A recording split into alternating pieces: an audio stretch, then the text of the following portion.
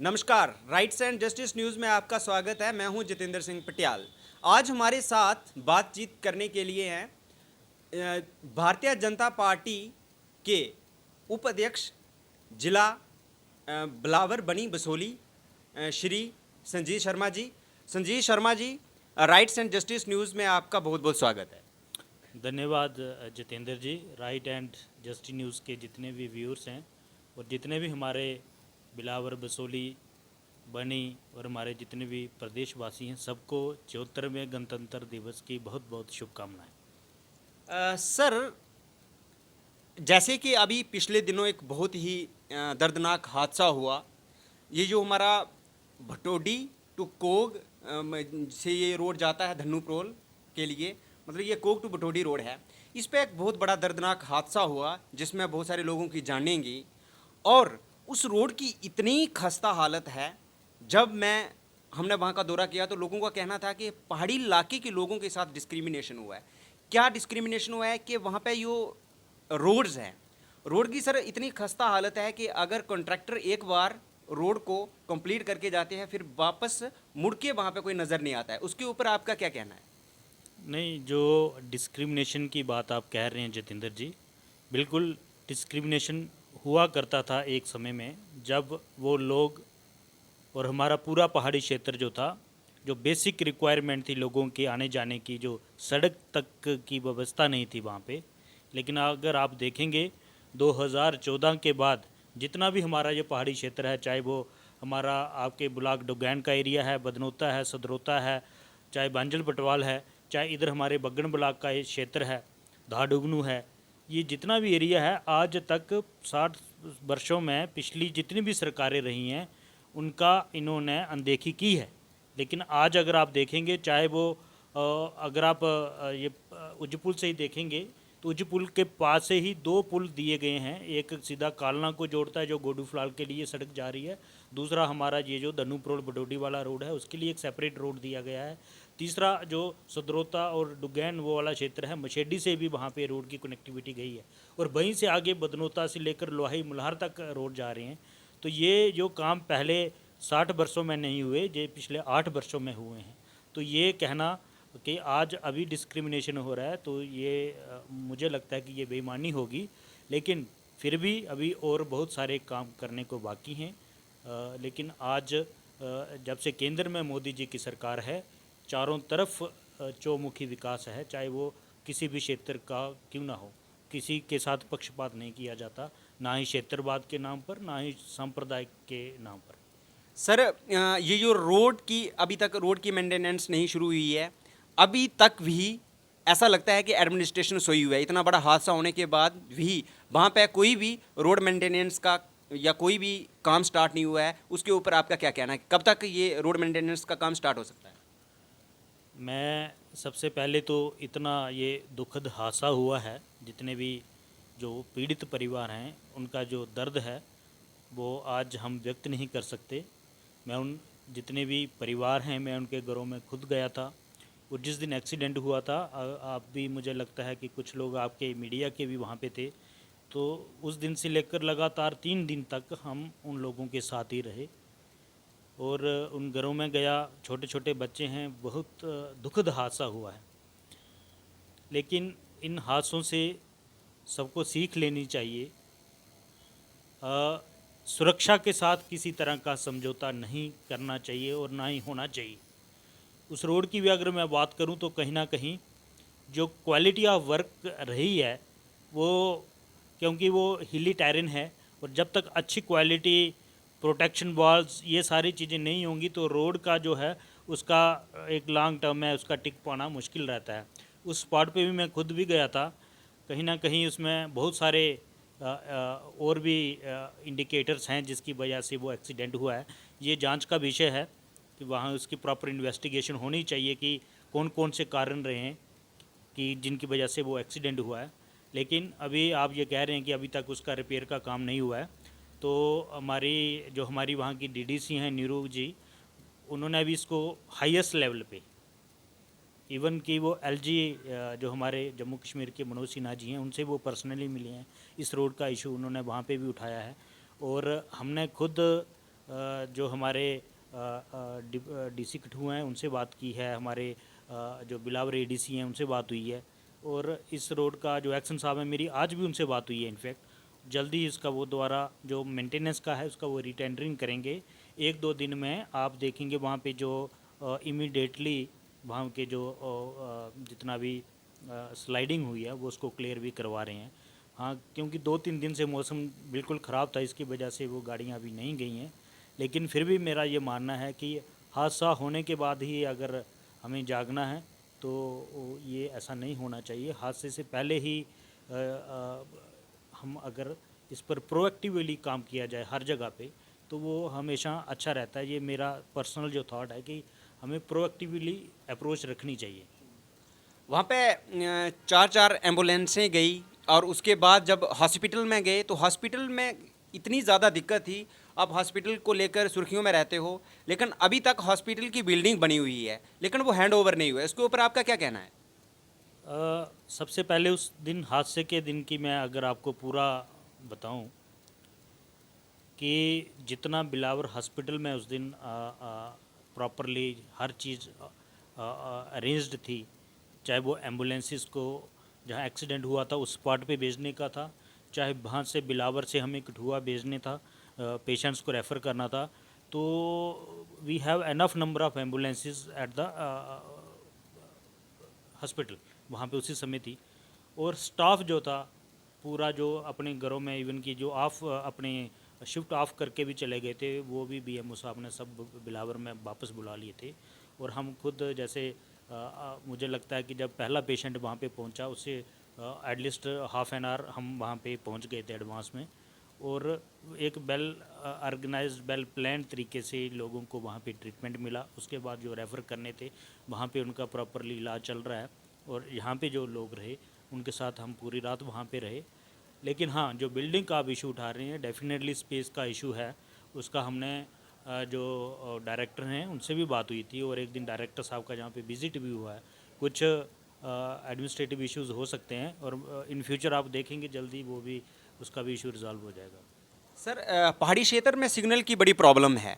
इस प्रॉब्लम्स को sort out करने के लिए एज ए वाइस प्रेसिडेंट आप भारतीय जनता पार्टी को हो, तो आपने क्या इशू मतलब इस इशू को सॉर्ट आउट करने के लिए आपका क्या कदम रहेगा?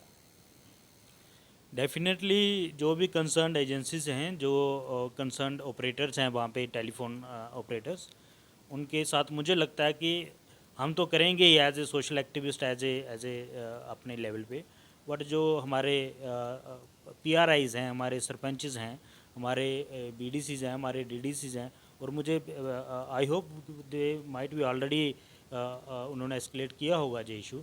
और अगर वो कुछ उसमें फिर भी कोई इश्यूज़ आ रहा है कुछ जगह पे, पहले था कि बहुत सारे एरिया में कनेक्टिविटी की प्रॉब्लम थी, अभी वहाँ पे कुछ एरिया में नेटवर्क है, लेकिन कुछ जगह पे जैसे आप बता रहे हैं, अगर आप स्पेसिफिकली बता दें कि उस जगह में ये इशू आ रहा है तो डेफिनेटली वहाँ के जो लोकल हमारे लीडर्स हैं हम उनसे बात करेंगे और इसको रिजॉल्व करवाएंगे। सर, जैसे कि एक भारतीय जनता पार्टी की ओर से एक स्कीम है प्रधानमंत्री गरीब अन्न कल्याण योजना, जिसके तहत हर एक व्यक्ति को 5-5 किलो फ्री राशन मिलता है।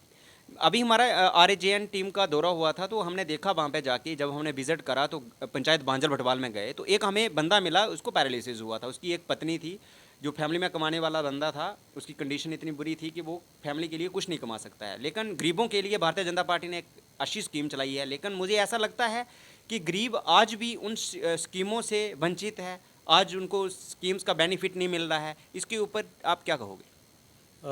जितेंद्र जी, अगर कहीं एक आधा ऐसा वाक़य हुआ है तो उसे हम पूरी चीज़ों को जनरलाइज नहीं करना चाहिए, और वो हो भी नहीं सकती हैं।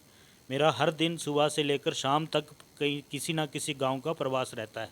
तो पिछले कल बारिश भी थी, मैं अपने जो साथ की पंचायत धर्मकोट पड़ती है, पूरी पंचायत का लगभग मैंने 4 से 5 बार में कल बारिश में भी मैं लोगों के घरों में गया हूँ हाल चाल जानने के लिए। तो लोगों से मैंने जितनी भी प्रधानमंत्री जी की जो गरीब कल्याण योजनाएं हैं उनके बारे में जाना, और विशेषकर ये अनाज का जो फ्री का जो इनका डिस्ट्रीब्यूशन हो रही है इसके बारे में, तो मुझे ऐसा कोई भी अपने इसमें आसपास की बात बताऊं तो कहीं पे ऐसा इशू नहीं मिला है। लेकिन अगर आप ये पर्टिकुलरली ये एक इंसिडेंट ऐसा बता रहे हैं तो डेफिनेटली मैं आपसे इसका इनकी डिटेल्स लेकर मैं जो कंसर्न डिपार्टमेंट है मैं उनसे बात भी करूँगा, और अगर वो डिज़र्व करते हैं कि वो PHH उसमें कैटेगरी में होनी चाहिए तो डेफिनेटली उनके लिए प्रयास भी करेंगे, और उनको जो अगर रिक्वायरमेंट होगी तो उनको हम अनाज का बिल्कुल व्यवस्था करवाएंगे उनके लिए। Sir, union territory Jammu and Kashmir में इस वक्त एक न्यूज़ बड़ी सुर्खियों में इस वक्त बहुत ही हर जगह न्यूज़ फैली हुई है कि ये जो स्टेट लैंड है, पहाड़ी अधिकतर पहाड़ी इलाकों में जो लोग हैं आज से 40-50 साल पहले से वो फॉरेस्ट लैंड में रह रहा है, कोई एक रोशनी के अंदर जो एक आई थी उसमें रह रहा है, कोई फॉरेस्ट में रह रहा है। तो उसके ऊपर बहुत सारे लोगों ने घर भी बनाए हैं और उनका ये कहना है कि इनको खाली कर दिया जाएगा। तो इसके ऊपर आप क्या कहोगे कि ये खाली होनी चाहिए, या इसके ऊपर आपका क्या टिप्पणी है? अगर वो खाली कर दिए जाते हैं या उन लोगों के मकान तोड़ फोड़ दिए जाते हैं तो गरीब जो व्यक्ति होता है वो अपनी ज़िंदगी में सिर्फ एक मकान ही खड़ा कर सकता है, अगर उसको भी आज तोड़ दिया जाएगा तो वो गरीब कहाँ जाएगा? जितेंद्र जी, मैं एक बात बताऊं कि ये जो एक ड्राइव चली है, जितनी भी जो स्टेट लैंड है इसको खाली करवाया जाएगा, और ये स्पेसिफिकली जो माफिया लोग हैं जिन्होंने हज़ारों हज़ारों कनाल जो है सरकार की जो सरकारी ज़मीनें हैं उन पर कब्ज़े किए हुए हैं, और अपना जितना भी एक सिस्टम के तहत, एक पॉलिसी के तहत, जैसे आप रोशनी का नाम बता रहे हैं, तो कल की आप न्यूज़ देखेंगे जो नेशनल कॉन्फ्रेंस के बड़े पुराने एक नेता और मंत्री जिनका कल वहाँ पे बुलडोज़र चला है कश्मीर के अंदर, तो इन लोगों ने गरीबों के नाम पर जो है उस स्कीम का अपने बेनिफिट के लिए इन्होंने स्कीमें बनाई हैं, अपने परिवार वालों को, अपने रिश्तेदारों को बेनिफिट देने के लिए इन्होंने कई सैकड़ों एकड़ ज़मीन जो है वो कब्ज़ा की है। किसी भी गरीब को, ये LG प्रशासन द्वारा भी ये आश्वस्त किया गया है, किसी भी गरीब को, किसी की गरीब की झोंपड़ी को तंग नहीं तोड़ा नहीं जाएगा, उनको परेशान नहीं किया जाएगा। लेकिन जो इस स्कीम को मैनिपुलेट करके जो बड़े बड़े जो भू माफिया हैं और बड़े बड़े जो नेता हैं, बड़े बड़े बाबू लोग हैं जिन्होंने इस स्कीम को वायलेट किया है, जो गरीबों के लिए स्कीम होनी चाहिए थी वो अपने परिवारों और अपने तक ही सीमित रहीं। ये पंजा जो है वहीं पे चलेगा, और कल आपने देखा कि कश्मीर के अंदर भी हुआ है, आने वाले समय में जम्मू के अंदर जितने भी ये बड़े बड़े चाहे अधिकारी हैं, चाहे बड़े बड़े नेता हैं, बठिंडी के अंदर, सुंजवा के अंदर, जिन्होंने पूरे जम्मू को जम्मू का एक पूरा क्षेत्र जो है उन्होंने वो कब्जा किया हुआ है, तो ये इस पर डेफिनेटली वो होना भी चाहिए। और आज वही लोग जो हैं हमारे बोले वाले लोगों को आगे खड़ा करके उनके द्वारा प्रदर्शन करवा के और नारा लगाते हैं जो सिर्फ ज़मीन सरकारी है वो ज़मीन हमारी है। तो सरकारी ज़मीन हमारी कैसे हो सकती है? गरीबों के लिए हम मानते हैं कि गरीबों के लिए इसका जो जिसके पास रहने की व्यवस्था नहीं है, जिसके पास अपने जो अपना जिन्होंने घर बनाए हुआ है, वो सरकार ने और LG प्रशासन ने बड़े क्लैरिटी के साथ कहा है कि किसी भी गरीब को तंग नहीं किया जाएगा, किसी भी गरीब की झोंपड़ी को तोड़ा नहीं जाएगा। आप मेरे को बताइए पूरे बिलावर और इस पहाड़ी क्षेत्र में क्या जितने भी लोग हैं क्या किसी को तंग किया गया? लेकिन हाँ, किसी ने इस रोशनी एक्ट के तहत या किसी ने जबरन 50 कनाल या सैकड़ों कनाल किसी ने यहाँ पे भी अगर कब्जा की है एक पर्टिकुलर किसी व्यक्ति विशेष ने, तो वो खाली क्यों ना हो? एक व्यक्ति जो है वो 200 कनाल सरकार की जगह पर कब्जा करके बैठा हुआ है, और एक गरीब जिसने एक कनाल जिसको 10 मरले चाहिए तो उसको तो कोई तंग नहीं कर रहा। लेकिन हाँ, जिसने 100 कनाल 200 कनाल इकट्ठी की है तो बिल्कुल उसका खाली होना चाहिए सरकारी रकबा, क्यों ना हो? सरकारी ज़मीन हमारी कैसे हो जाएगी? सर, BSc नर्सिंग कॉलेज बिलावर, यहाँ पे बिल्डिंग बनी हुई ही है लेकिन अभी तक क्लासेस स्टार्ट नहीं हुई। ऐसा क्यों होता है? बिल्डिंग बना देनी है भाई, सब कुछ हो गया, लेकिन क्लासेस स्टार्ट क्यों नहीं कर रहे हैं? क्या रीज़न है? ये एग्जैक्टली इसका मैं आपको भी बता नहीं पाऊँगा, क्योंकि ये हमने भी रेज़ किया है, और ये जो कंसर्न डिपार्टमेंट है ये वही उसके लिए बेहतर आंसर दे सकता है। They are answerable for it कि they have government have spend so much on the infrastructure, और अगर ये उसके लिए नर्सिंग के लिए बना था तो ये अभी शुरू क्यों नहीं हुआ? तो उनको जवाब देना चाहिए और देना भी होगा। और इसके आगे अगर कुछ ज़रूरत पड़ती है तो अभी रिसेंटली हमने ये डायरेक्टर साहब आए थे बिलावर में, तब उनसे बात हुई थी, तो माइट भी इन फ्यूचर आपको दिखेगा कि जल्दी ये शुरू हो जाएगा। जैसे कि आप पहाड़ी इलाकों को लीड कर रहे हो, जैसे बड़ी कॉन्स्टिट्यूंसी होगी बसोली, बिलावर, यहाँ से आप भारतीय जनता पार्टी के उपाध्यक्ष हो। तो मैं आपको एक बात बताता हूँ कि जैसे कि एक नारा है कि बेटी पढ़ाओ और बेटी बचाओ, लेकिन पहाड़ी क्षेत्र में जैसे कि मैं एक एग्जांपल देता हूँ, जैसे कि सदरोता का हाई स्कूल है, 350 से ज़्यादा बच्चे हैं वहाँ और 2 टीचर काम कर रहे हैं। कैसे बेटी पढ़ेगी सर? ऐसे पहाड़ी इलाकों में टीचर क्यों नहीं हैं? और 3-3 टीचर अगर 350 बच्चे को क्या पढ़ा सकते हैं सर? तो व्हाट्स द रीज़न, क्यों इन पहाड़ी क्षेत्र के साथ डिस्क्रिमिनेशन किया जाता है? सबसे पहले ये हम सब लोगों को मिलकर इसका आंकलन करना पड़ेगा जितेंद्र जी। जो लोग आरबीए का बेनिफिट लेकर और जो लोग लोकल आरईटी का बेनिफिट लेकर, हम वहाँ पे नौकरी तो हमें चाहिए, लेकिन वहाँ पे हमें न जाना नहीं है। कोई भी एम्प्लॉई होगा, अगर मैं भी अपनी भी बात करूँ तो मेरी भी प्रायोरिटी रहेगी भाई पहले तो सरकारी नौकरी चाहिए, और उसके बाद अगर मिल जाती है तो मैं वहाँ पे नहीं जा सकता। भाई ये सबसे पहले, जब तक हम इंटरनली एक लोगों का भी, आप जो जितने भी कर्मचारी हैं, मैं किसी एक पर्टिकुलर डिपार्टमेंट की या पर्टिकुलर एम्प्लॉय की बात नहीं कर रहा, जितने भी डिपार्टमेंट के लोग हैं, जितना भी कर्मचारी हैं, इनको समझना पड़ेगा कि हम जो हैं लोगों के लिए हैं, लोगों की समस्याओं को हल करने के लिए हैं। सर टीचर ही 2 हैं वहाँ, मतलब ये मैं वही तो कह रहा हूँ, कोई ना कोई जो है सिस्टम को वायलेट करके, एक्सप्लॉइट करके वहाँ से आगे पीछे अपनी एडजस्टमेंट करवाते हैं। जहाँ कई बार जो पुरानी सरकारों में मैंने देखा है कि अपने कार्यकर्ताओं को खुश करने के लिए एक छोटा सा स्कूल खुलवा दिया और वहीं पे अपने कार्यकर्ता को आरईटी के तहत उसको सेट कर दिया गया। लेकिन आज क्या है कि ना तो उन स्कूलों का भला हो पाया, ना वहाँ पे उन बच्चों का भला हो पाया। तो एजुकेशन के साथ, और विशेषकर आज के युग में क्वालिटी एजुकेशन चाहिए। जब तक हम एजुकेशन के साथ कॉम्प्रोमाइज़ करेंगे, हम अपने समाज का भला नहीं कर सकते। इसलिए अगर आप ये कह रहे हैं कि वहाँ पे 2 या 3 टीचर हैं, और ऐसा तो हो नहीं सकता कि वहाँ पे 3 ही अप्रूवल होगा। वहाँ पे अगर हाई स्कूल है तो कम से कम 8 से 10 टीचर का अप्रूवल होगा ऑन रिकॉर्ड, और जो 3-4 टीचर अगर वहाँ पे नहीं जा रहे हैं तो ये कहीं ना कहीं ये एक चिंता की बात भी है। और जो लोग इसके लिए जिम्मेदार हैं, जिनको चाहिए कि चाहे वो हमारे स्थानीय नेता हों वहाँ के, चाहे हमारे पंचेस हैं, सरपंचेस हैं, because they are the local government, वो जो विलेज लेवल पे है, उनको इसको एस्केलेट भी करना चाहिए। बट स्टिल अगर आप कह रहे हैं कि ये पर्टिकुलर वो वाला स्कूल है, मैं डेफिनेटली सीईओ साहब से भी इसके लिए बात करूँगा कि वहाँ पे कितना रिक्वायरमेंट है, और स्टाफिंग जो है वो रैशनलाइज होनी भी चाहिए। अगर वहाँ पे 300 प्लस स्ट्रेंथ है तो उतने बच्चे होने भी चाहिए। सर अब union territory Jammu and Kashmir में इलेक्शंस के बारे में बहुत चर्चाएं हो रही हैं कि इलेक्शन आने वाली है, इलेक्शन आने वाली है। तो पहले असेंबली इलेक्शन होगी या पंचायती इलेक्शन होगी? जो भी होगी वो होनी भी चाहिए। और ये जो हमारा जो स्टेट इलेक्शन कमीशन है वो डिसाइड करेगा कि पहले पंचायत का चुनाव होगा या पहले असेंबली का होगा। लेकिन जब भी होगा, भारतीय जनता पार्टी का हर एक कार्यकर्ता और भाजपा हमेशा तैयार रहती है। ये 24/7 इंटू 365 डेज़ काम करने वाली ऐसी पार्टी है जो 24 घंटे आपको 24 घंटे कार्यकर्ता जो है भाजपा का ही आपको लोगों के बीच दिखेगा। और हम किसी चुनाव के मद्देनज़र हम काम नहीं करते, चुनाव की दृष्टि से हमारा काम नहीं होता। हमारा काम समाज के हित के लिए, गरीब जन के हित के लिए।